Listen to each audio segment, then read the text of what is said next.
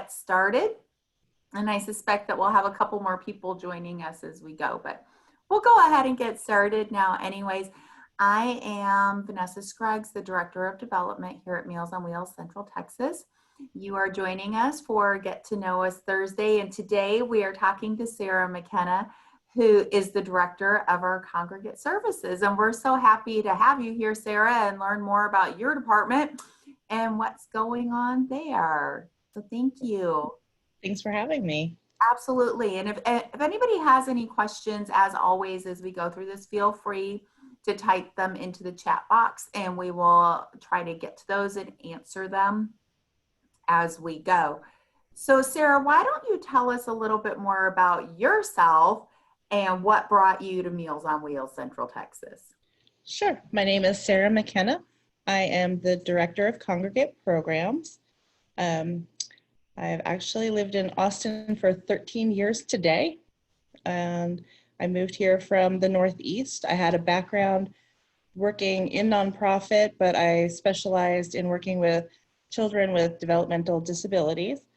I had a connection to Meals on Wheels after my grandmother died. My grandfather was home alone while I was at college, so he received Meals on Wheels, and knowing that he had that support and having someone coming in and checking on him and having a nutritious meal during the day was reassuring. Well, I couldn't be there. When I came to Austin, my kids were young, and working for Meals on Wheels just felt like a good fit. Just wanted to give back the way that Meals on Wheels had provided for my grandfather. That's awesome. That's great that you have that actual connection and you know how it's helped your family and your grandfather. How long have you been with Meals on Wheels now? I have been with Meals on Wheels 4.5 years. Okay. Excellent. Did you start in Congregate or did you start in another area of the organization?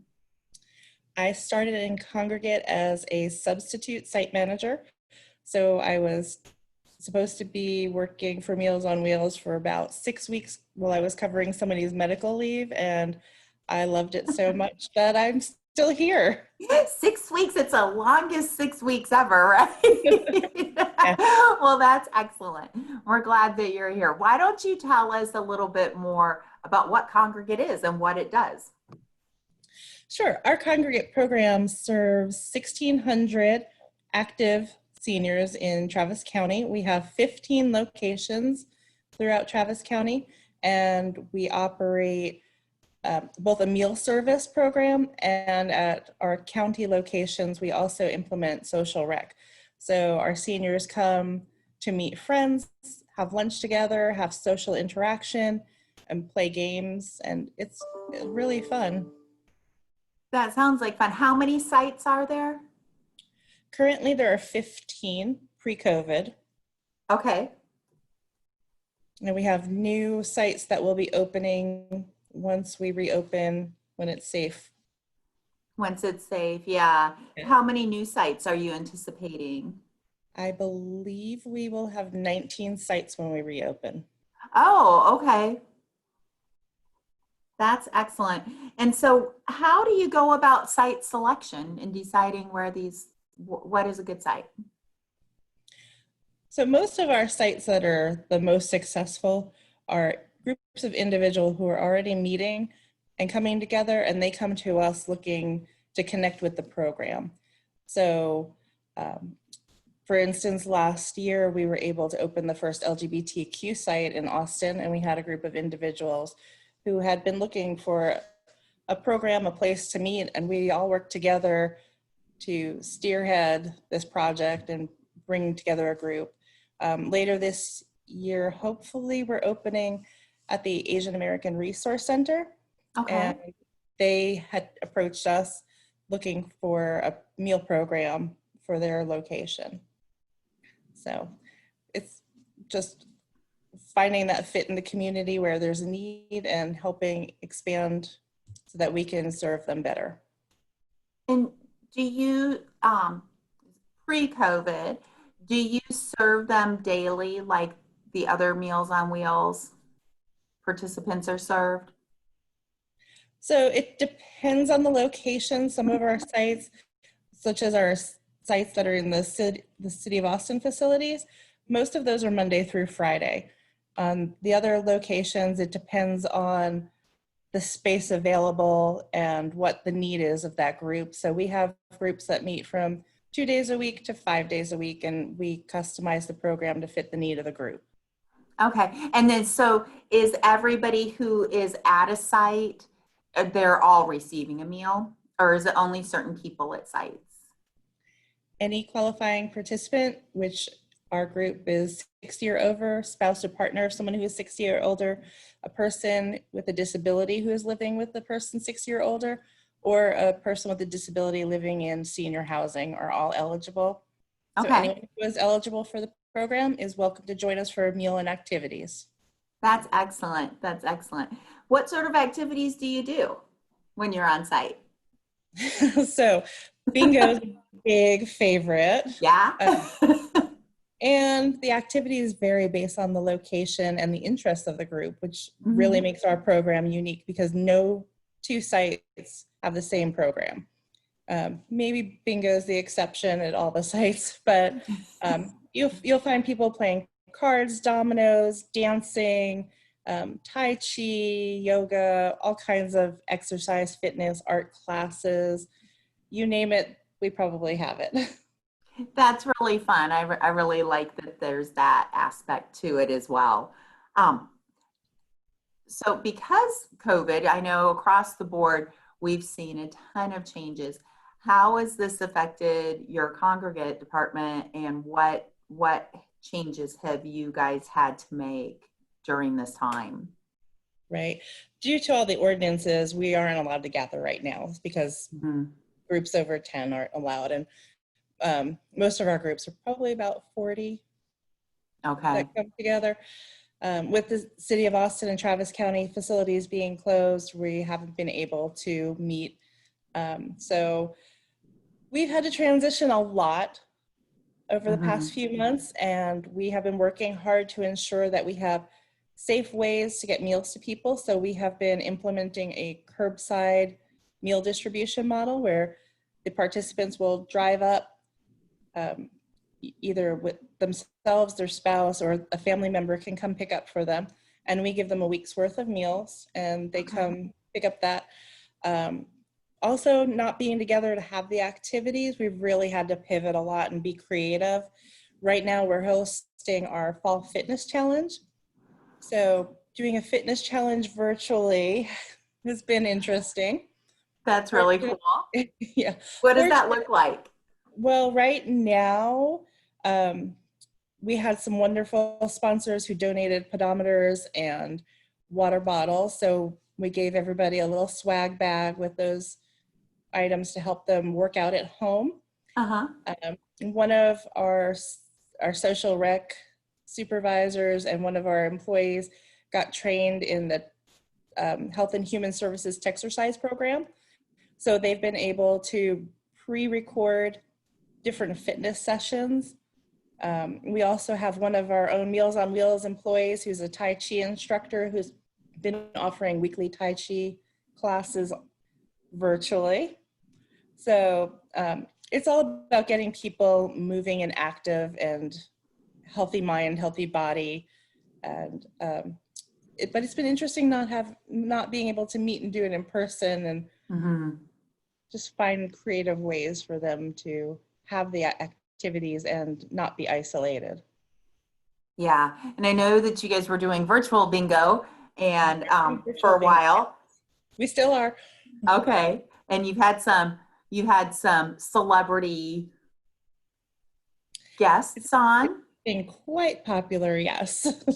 I know Elvis has been a big hit, and there was Coach Herman, Judy Maggio, and our very own Thad Rosenfeld co-hosted one. So yeah, that's been fun, and I know I got to join a couple of those, and it really was a good time. You guys do it really well. I think Elvis has been the most popular. Yeah. They even have a little sing along, which is adorable. It is adorable. I love it. I love it. It's so fun.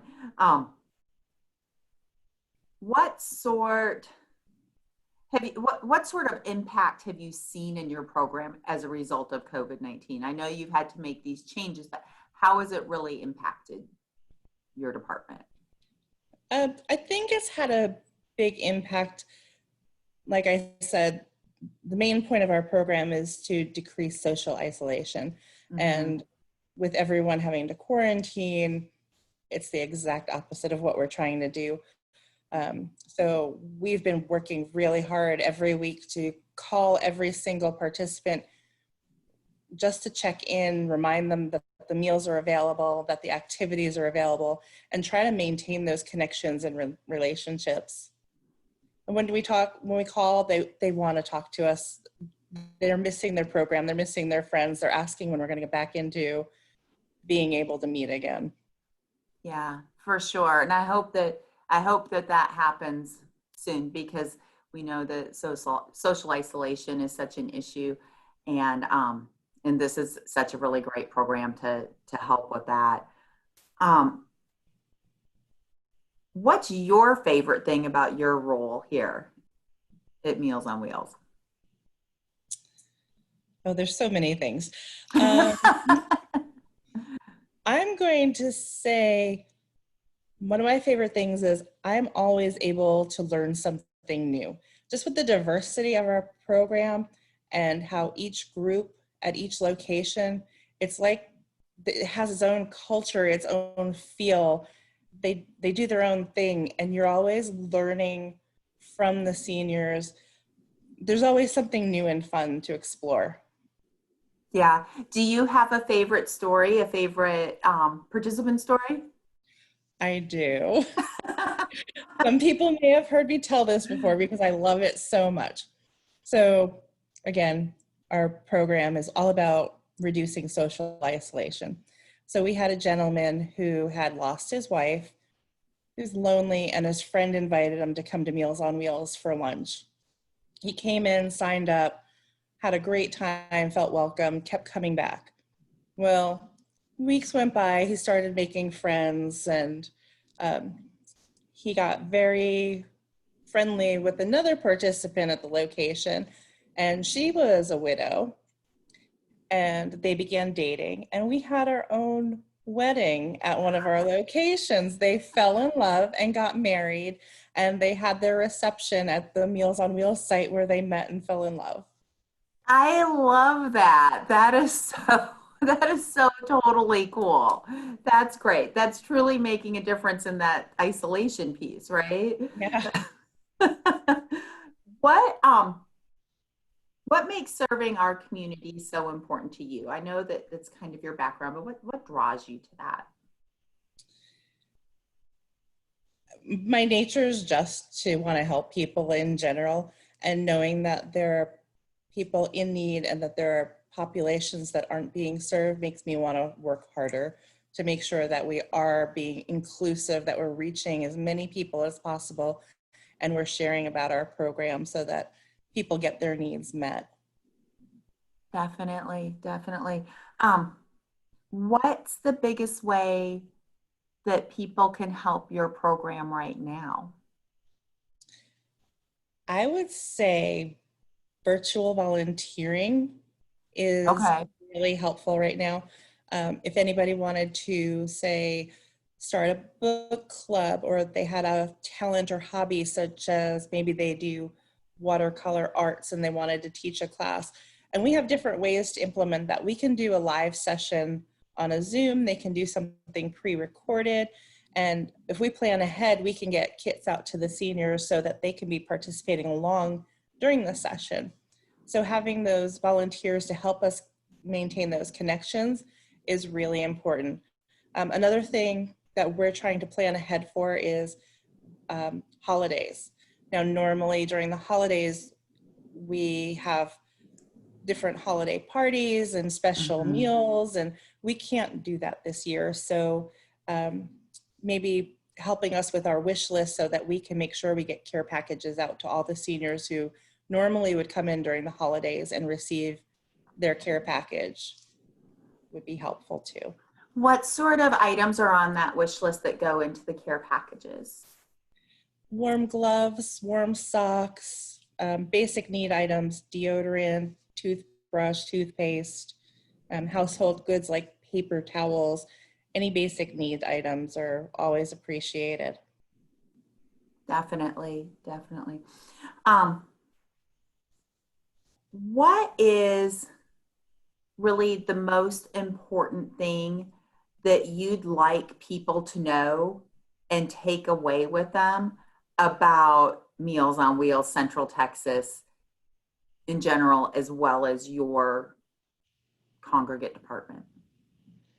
I think most people, when they think of Meals on Wheels, think about that home delivery program, Mhm. and they think that it's just for the people who have the greatest need. And Meals on Wheels is so much more than just deliver those meals. We have so many wraparound services for all different clients. So never assuming that by signing up for a congregate program that you're taking away a meal from another individual, because the congregate program is all about getting out, being active, being with friends, and the only qualifiers are really age. So, Yeah, that's the, and you said the age of 60 and or a disability or a spouse or partner, or yes. spouse or partner. Yes, Mhm. that's amazing. Yeah. Is there anything else that you would really like to share with us that we haven't touched on? If you know someone who, you have a neighbor, a friend, somebody who can get out, who needs to connect with food resources or looking for activities, they can always call up a congregate location and we can get them signed up and get them active. Get them going. And so even if they can't be on site right now, they can still be participating in bingo and the fitness challenge and other activities that you guys are just doing so well virtually. All sorts of activities, yes. I love it. I love it. Well, thank you so much. I really appreciate your time today, Sarah. Thank And you. if anybody has any questions or comments, you can certainly go to our website, mealsonwheelscentraltexas.org, and there's information not only about our congregate program, but all of our other programs there as well. Or you can email development@mealsonwheelscentraltexas.org, and we'll be happy to answer your questions. And if we can't answer your questions, we'll get with Sarah if it has to do with congregate and get an answer for you. Um, but we thank everybody so much for joining us today. And Sarah, this was so very helpful. And it was so great to learn more about you and your department. Thanks for letting me share. Absolutely. Thank you for doing it. Have a wonderful day. You too.